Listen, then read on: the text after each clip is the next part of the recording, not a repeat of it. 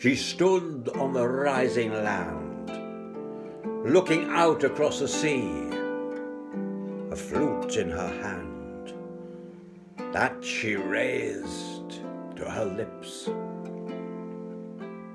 The meandering call spread as the notes were blown into the air, calling, calling, honouring, honouring. And she heard her great-grandmother calling back, a strong voice on the wind, giving her strength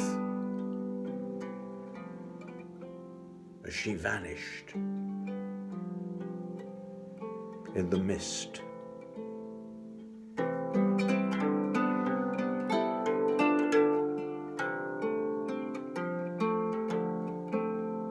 On their annual hunting trips, they would carry the bones of the elders of the tribe, to give them counsel.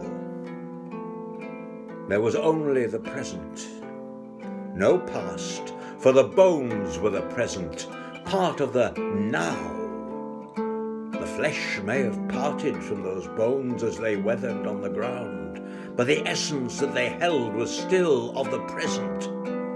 The bones had been mere bars to a cage, and still that force, that energy, lingered around those bones.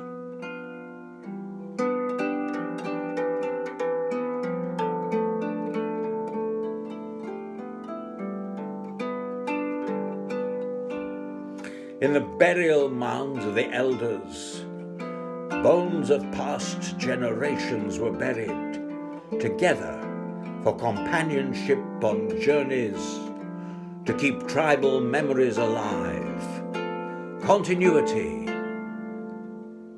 and the rest were with the people.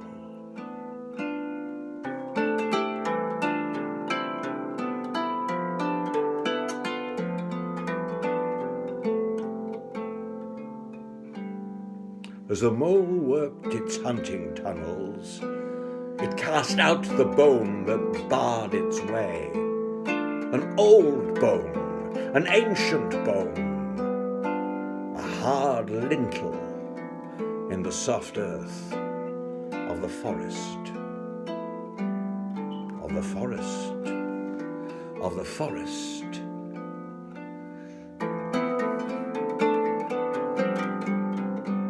The foresters had ploughed out the ancient burial mounds, the camps where hunters gathered in season. The foresters, careless of the ground in their way, in their destructive, constructive way of planting cash crops for pine.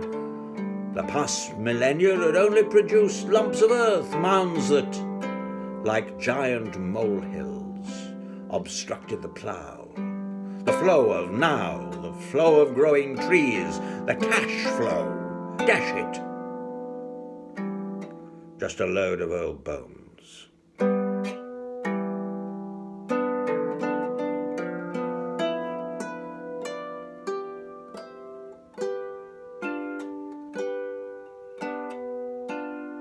And the dog found the bone that the mole had pushed away. The dog showed it to the man. Something turned within him, an ancient memory, an energy. He felt it, but did not know. The bone was ancient, millennia ancient, ephemeral, carved into a shape. He carried it home upon an urge, cleaned it of the soil.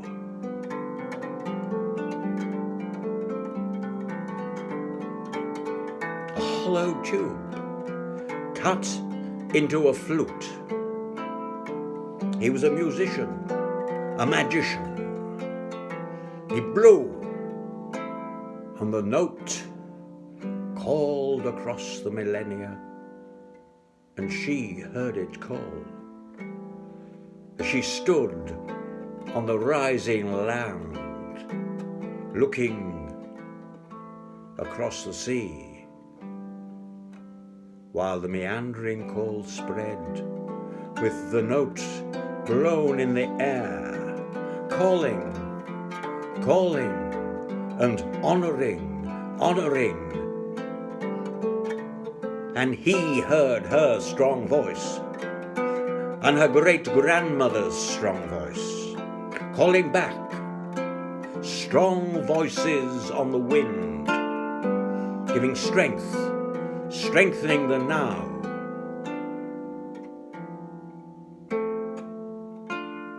As a mist rose, bringing no time, but one time,